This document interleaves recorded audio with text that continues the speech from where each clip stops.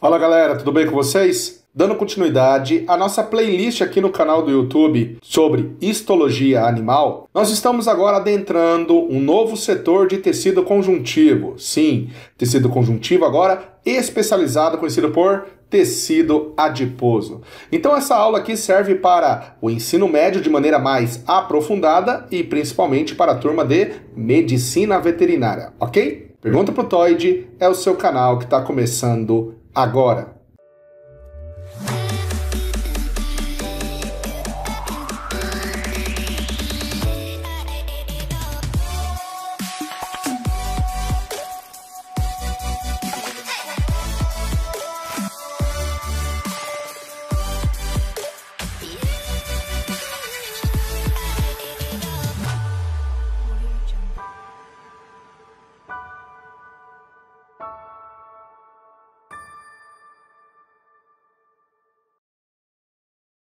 Pessoal, então vamos lá? Não se inscreveu nesse canal? Se inscreva agora, é muito importante. Deixa seu like também, tá bom? Se você é da universidade ou da faculdade, compartilhe com seus colegas para ficarem sabendo sobre essa aula extremamente aprofundada, beleza ou não? Ok, galera, vamos falar sobre o tecido adiposo. Bom, nós sabemos que o tecido adiposo ele é um tipo de tecido especial, especializado, formado por células adiposas, conhecidas pelo termo adipócitos, com função predominante de reserva de lipídios, ok? É um tecido muito vascularizado. E algumas funções merecem destaque aqui para o tecido adiposo, pessoal. Reserva de energia. Acumula lipídios sob a forma de triglicerídeos. Preenchimento. Por exemplo, nós sabemos que o tecido conjuntivo por si só já faz preenchimento. No caso de mamíferos, apresenta uma camada de gordura logo abaixo do tecido conjuntivo frouxo, conhecido por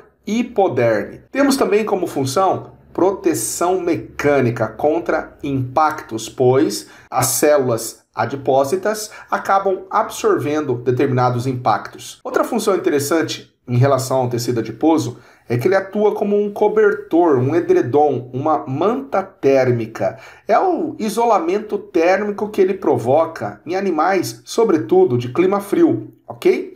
Esse isolamento é importante para manter a temperatura mais ou menos constante em animais ditos homeotérmicos. Galera, uma função extremamente importante para o tecido adiposo é a produção de determinados hormônios, onde um hormônio aqui, ele se destaca, pessoal. Este hormônio é chamado de leptina. É importante compreender que a liberação do hormônio leptina pelas células gordurosas está de acordo com a quantidade de tecido adiposo que o indivíduo apresenta. E basicamente, este hormônio chamado leptina, que é um peptídeo, ou seja, uma proteína, desempenha, no final das contas, um papel extremamente importante na regulação da ingestão alimentar e também no gasto energético. Então tem a ver com a sensação de fome e sensação de saciedade. Outra função relevante aqui para o tecido adiposo é que ele pode acabar gerando calor, produzindo calor. Em recém-nascidos nós vemos isso bastante. Em animais de clima frio também. Existem dois tipos básicos de gordura, na verdade três,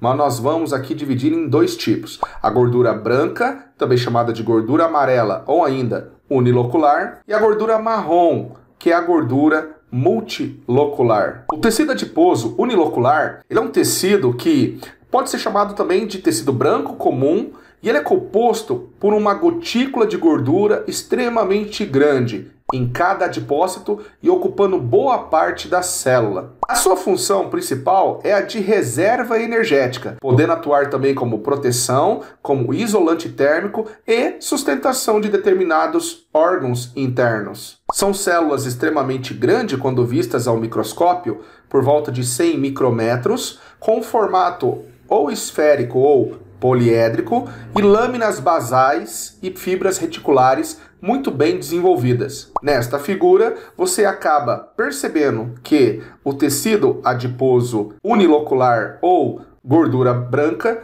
é um tecido que apresenta células com uma grande gota de gordura, beleza? Essa gota de gordura internamente no citoplasma ou citosol dos adipócitos, evidentemente, não vai ser limitado pela membrana plasmática. O número de mitocôndrias encontrado neste tipo celular é extremamente pequeno. Percebam nesta imagem que você consegue ver as gotas de gordura e aí fica fácil você ter conhecimento acerca de onde está o lipídio, e essa célula é chamada de adipócito. Você também consegue perceber ali um citoplasma e um núcleo extremamente periférico e reduzido. Tudo bem? A distribuição principal do tecido adiposo unilocular, ele se dá num tecido subcutâneo, abaixo da pele, chamada de hipoderme. E nós vemos isso muito bem evidenciado na carne chamada picanha, onde é possível você ver a musculatura, que é a carne, e uma camada em separado,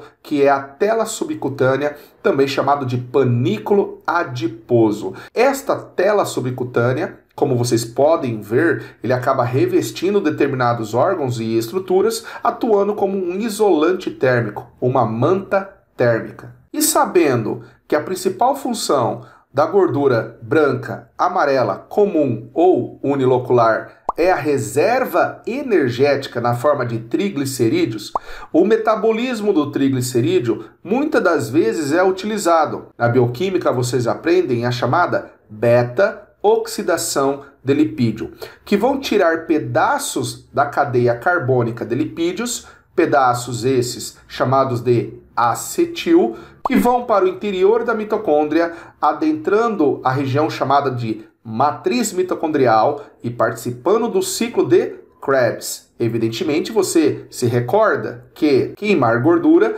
libera uma quantidade de energia muito maior do que utilizar carboidrato. Só que é muito alto a quantidade de energia liberada, podendo ser inclusive ruim para a própria célula.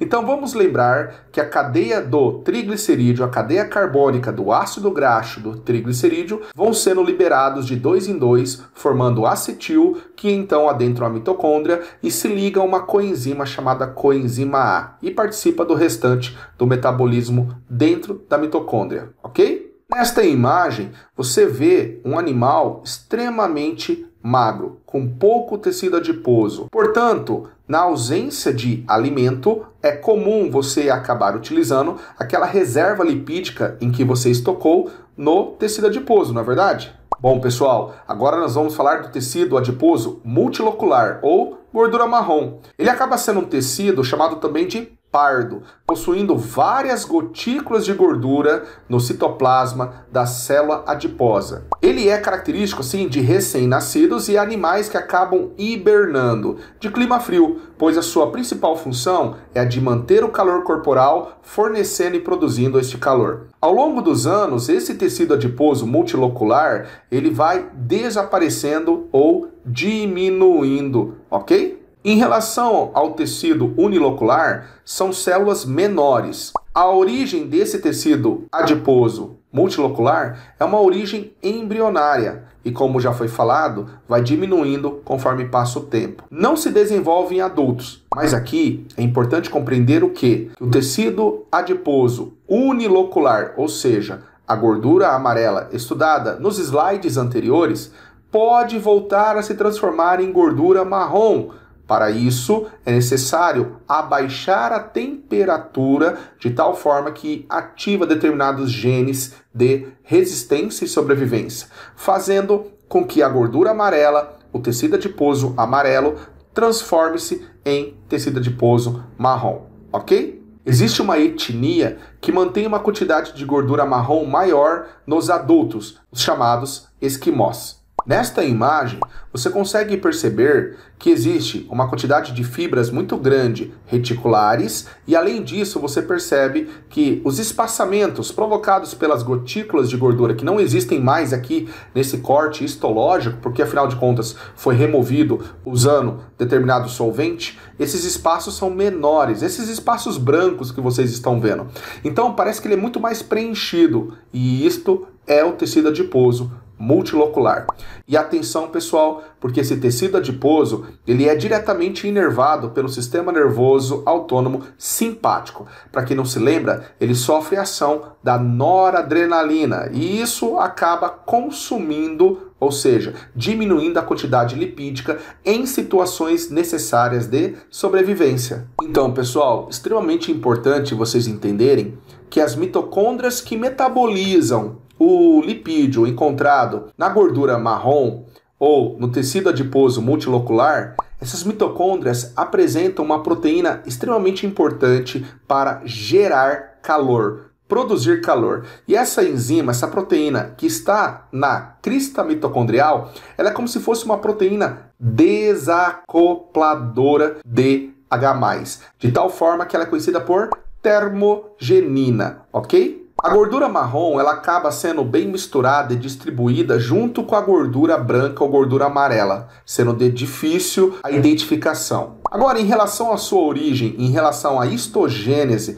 do tecido adiposo, é importante entender que os embriões apresentam células-tronco ou células mesenquimais que dão origem a outros tipos celulares, como fibroblastos, que vão mais atuar lá na relação do tecido conjuntivo propriamente dito, e lipoblastos. Esses lipoblastos, que acumulam gotículas de gordura, dão origem aos adipócitos, ou seja, uma célula-tronco mesenquimal multipotente dá origem a um lipoblasto, que por sua vez é parecida com um fibroblasto e acumula gotículas de gordura no seu citoplasma, dando origem aos adipócitos. Tudo bem? Espero realmente que você tenha gostado dessa aula sobre tecido adiposo. Deixa o seu like e conheça a minha rede social do Instagram. Lá eu coloco mais dicas super importantes para vocês. Um grande beijo.